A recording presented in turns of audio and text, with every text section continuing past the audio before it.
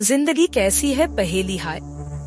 पुराना गाना सुनते हुए वॉचमैन अपनी साइकिल से सुशांत के घर के सामने से गुजरा ही था कि अचानक अलार्म बज पड़ा।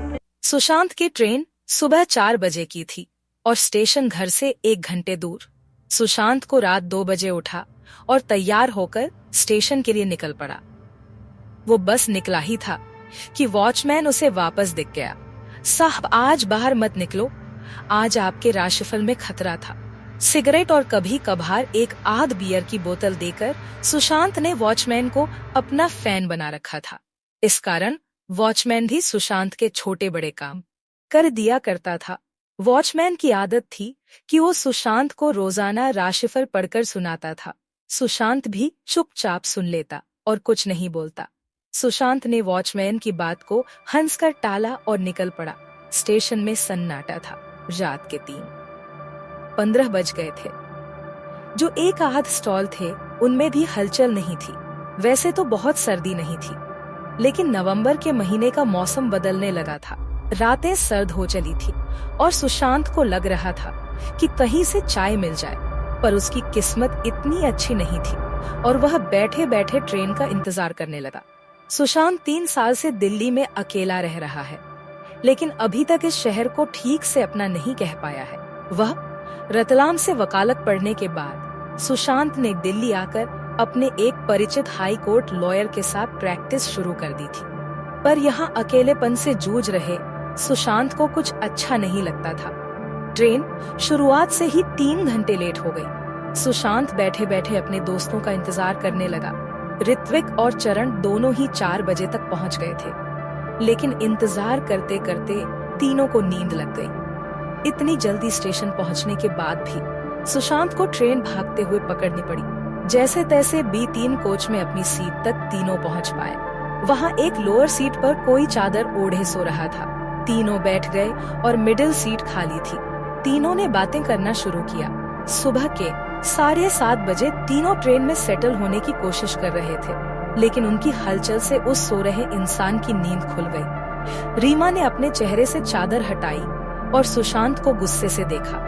बिखरे हुए बाल, गोल चेहरा, थोड़ा सा फैला हुआ काजल और चेहरे पर झुंझलाहट। रीमा की जगह कोई और होता तो पागल लग रहा होता, लेकिन रीमा इसके बाद भी खूबसूरत लग रही थी। मैम, हम अभी चढ़े हैं, थोड़ा समय दीजिए, रतलाम तक सोते हुए ही जाएंगे, चरण ने बोला।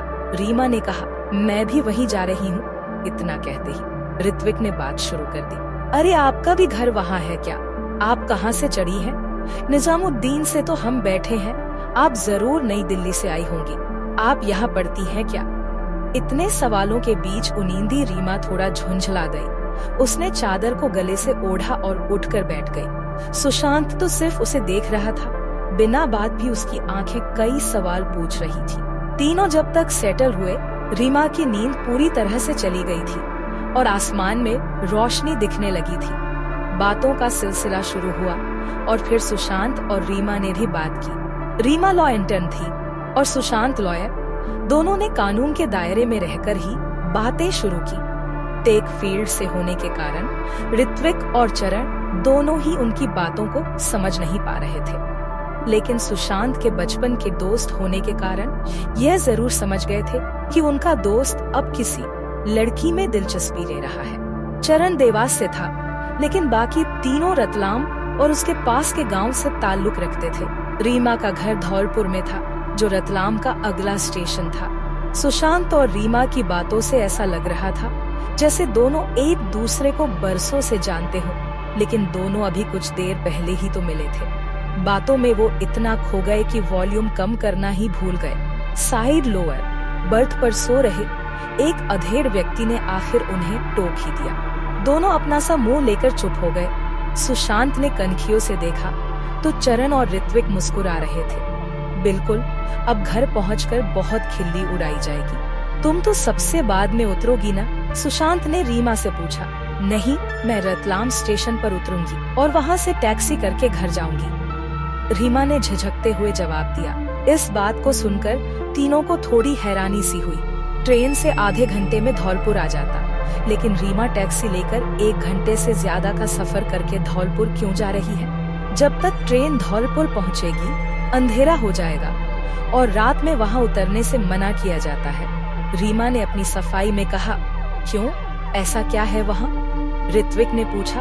और ट्रेन जब तक वहाँ पहुँचेगी तब तक तो सिर्फ 7:30 बजे। पैसेंजर ट्रेन तो 12 घंटे ले भी रही है, किसी एक्सप्रेस से जाती तो 10 घंटे में पहुँच जाती। ऋत्विक ने ये बताकर अपनी ट्रेन की जानकारी का परिचय दिया। धौलपुर में पिछले 1 साल से रात के वक्त कोई रेलवे स्टेशन पर नहीं उतरता है। यहाँ तक कि स्टेशन मास्टर और सारा स्टाफ भी स्टेशन के बाहर ही रहता है। कोई जरूरत पड़ने पर ही लोग अंदर जाते हैं। रीमा ने बताया, भला ऐसा क्या है जो रात होते ही लोग स्टेशन से दूर भाग जाते हैं? ये बात थोड़ा गले नहीं उतर रही? सुशांत ने कहा, रेलवे स्टेशन पर कोई साया है। पिछले 6 महीने में 3 लोग मारे जा चुके हैं। लोगों को लगता है कोई भूत है। पिछले 1 साल से अजीब घटनाएं हो रही थी, लेकिन 6 महीने पहले से तो लोग अजीब तरह से मरे हुए मिलते हैं। तीनों पटरी पर एक ही जगह मिले थे। ट्रेन के गुजरने के कारण उनकी लाश के टुकड़े हो गए।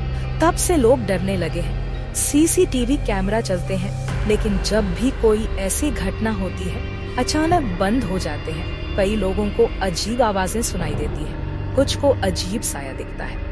लोग कहते हैं स्टेशन के पास जो महिला और उसका बेटा रहता था उनकी आत्मा है। तीनों ने ये बात सुनी और जोर से ठहाका लगा दिया। अजी हाँ, स्टेशन ना हो गया, भूतों का डेरा हो गया। ऐसा भी क्या है वहाँ? और ये महिला कौन है जो अपने बेटे के साथ भटक रही है? चरण ने पूछा। लगभग 2 साल पहले स्टेशन के पास वाले बागीचे में दोनों की लाश मिली थी। वो दोनों बागीचे के बीच बने घर में रहते थे। धौलपुर का वो बागीचा स्टेशन से बहुत पास है, लेकिन प्राइवेट प्रॉपर्टी होने के कारण सबको वहाँ जाने की इजाजत। उस जगह का मालिक तो लंबे समय से विदेश में रहता है। ये माँ बेटा दोनों ही बगीचे को देखते थे। हालांकि एक दिन आसपास वालों ने उस बगीचे में एक छोटी बच्ची को बेहोश पाया। सबने आरोप लगाया कि यहाँ तंत्र मंत्र हो रहा था। बेटे की उम्र 14 साल थी और लोगों ने उसे दोषी मान लिया। उसे खूब पीटा, जिससे उसकी मौत हो गई। उस महिला ने भी पटरी पर उसी जगह कटकर अपनी जान दे दी जहाँ बाकी 3 लोग मिले। तब से ही वहाँ दहशत है। रीमा ने बताया, अरे जाने दो, लोगों ने कुछ देखा और कुछ सोचा और बस कहानी बना दी। ऐसा कुछ भी नहीं है। सुशांत ने कहा, चलो हम भी तुम्हारे साथ धौलपुर उतर जाएंगे। वहाँ उतरकर शायद उस महिला से मिल ले। तुम्हें अकेले जाने में डर भी नहीं लगेगा और घर भी पहुंच जाओगी। हम दूसरी ट्रेन से वापस रतलाम। चरण ने कहा।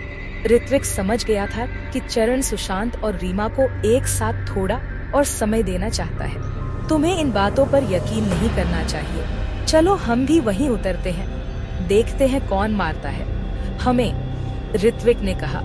ट्रेन लेट होती जा रही थी और अब समय के हिसाब से ट्रेन रात 9:30 बजे धौलपुर पहुंचती। प्लान तो बन गया था, लेकिन किसी को यह नहीं पता था कि उनके सामने अब कैसा खतरा आने वाला है। अगले पार्ट में पढ़िए कि स्टेशन पर उतरते ही चारों को ऐसा क्या दिखा कि सुशांत के होश उड़ गए। उनका एक दोस्त जल्द ही उनसे दूर होने वाला था।